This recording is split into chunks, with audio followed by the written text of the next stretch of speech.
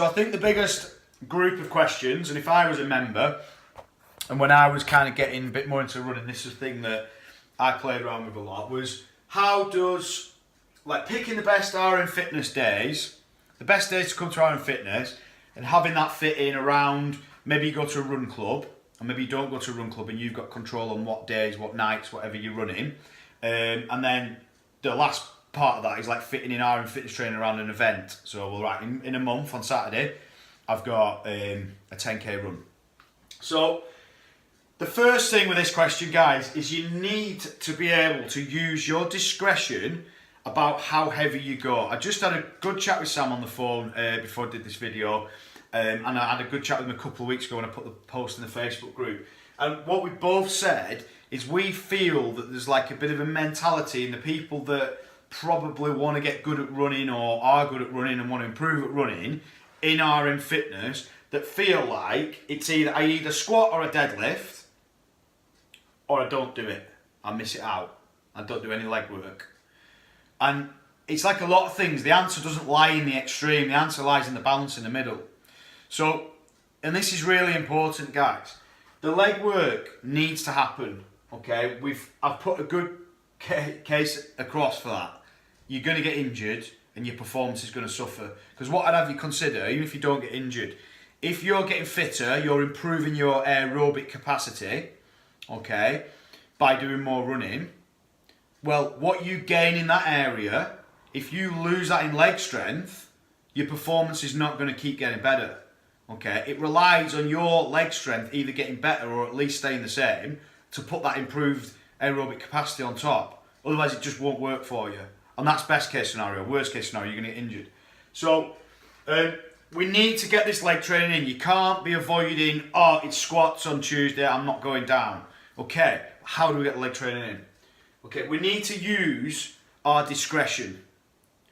So we need to say to ourselves, how hard am I going to go on those leg exercises around what my week looks like? And there's no perfect week. If we're doing this individually with someone, could sit down and maybe map it all out, what day you're doing certain things and stuff. And if anyone wants any help with that, then we could just run that off. We could sit down with me and I could run that off like a couple of PT sessions. I could probably get something boxed off that's individual for you. But for the basis of like shooting this out to a lot of people, you've got to use your discretion. Something I use is something called reps in reserve. Okay, and what reps in reserve means, if I'm squatting, okay, and on the board it says like 5 sets of 5 at 80%, you need to allow so many reps in reserve so that you're leaving energy in the tank and you're not completely going to failure or you're not pushing yourself to your limits. So what I'm saying is that 5 sets of 5 at 80% will not be appropriate for you if you've got a run that weekend or if you've got a training session that evening and you train in the morning at RM Fitness and you go and running that night. Scrap what the percent says, go with reps in reserve. So we always want like 2 to 5 reps in reserve. I would even say 2 is pushing it a little bit. So let's just say it says on the board 4 sets of 8 squat. All right, you get a weight on the bar and you're banging your squats out and you get to 8.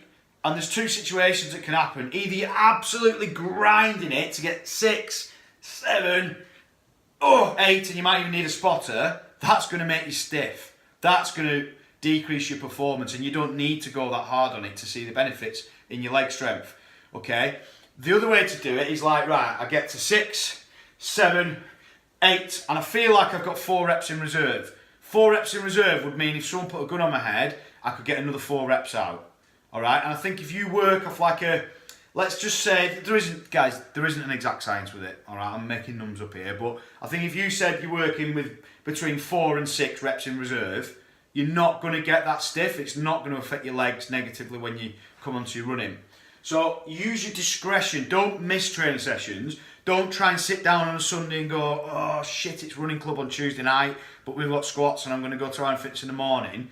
You need to turn up to the sessions that's going to be best for you, but just use that discretion. And I think to add to that, we don't want to miss leg training. So if you set yourself a goal of doing some type of leg exercise every week in one of your RM Fitness sessions, so a lunge, a squat, a deadlift, anything like that, step ups on a box, you don't need to do like, if you're training 3 times and it's on the session all 3 times, you could knock one of them off and say, hey Mr. RM Fitness Coach or Mrs. RM Fitness Coach, can I just swap this for this?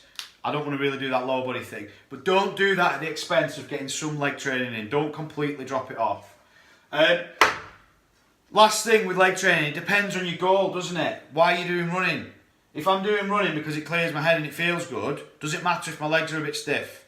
If that then means I'll get to my goals better. If I'm doing some extra running for fat loss and to burn some extra calories, does it matter if my legs are a little bit stiff when I go out for my little jog on a Tuesday night? If I'm doing running for health, does it matter if my legs are a bit stiff? No. If I'm doing running and I'm working towards an event and I want to get an achievement, I'd have you consider maybe yes, it does matter if your legs are stiff, and yes, it might matter if your performance is suffering. But again, that depends on how important that event is to you. Is it just something where I want to go and get a medal? Or is it like, right, I'm absolutely hell-bent on beating my 10k time. I've done 3 10ks, my 4th one, I'm having it, I'm going to get a PB. Do you know what I mean? All these things are individual. Last thing is if it's like, if you're doing it for pure performance, then that's a different consideration as to how hard you're going to go within training. Second thing that came up a couple of times is keeping your gains.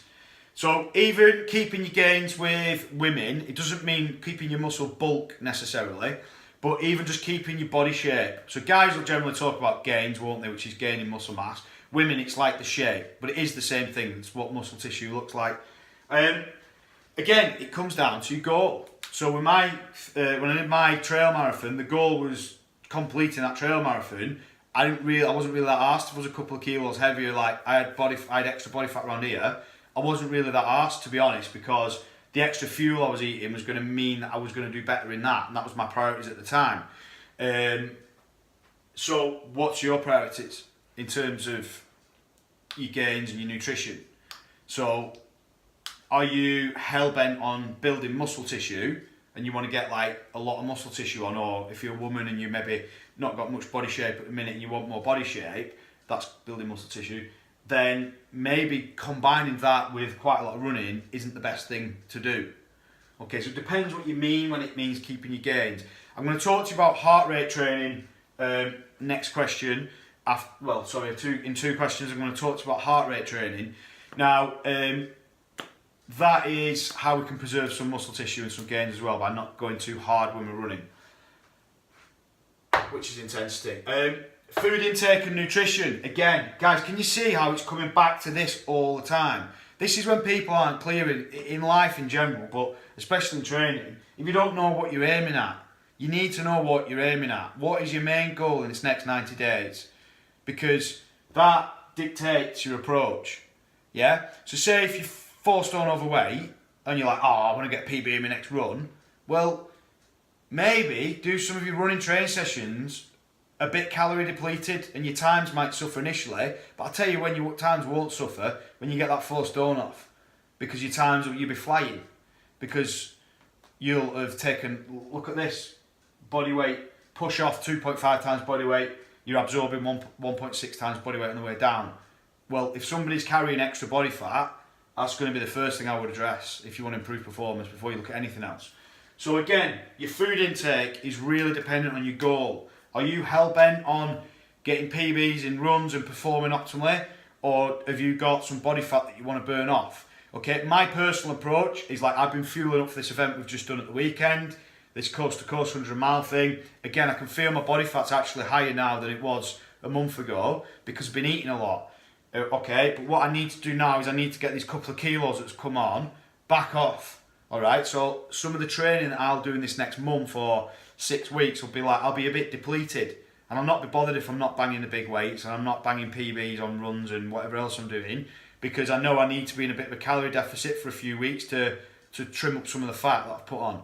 Okay, so know your goal, guys. It's hard to answer specific questions until you know your goal.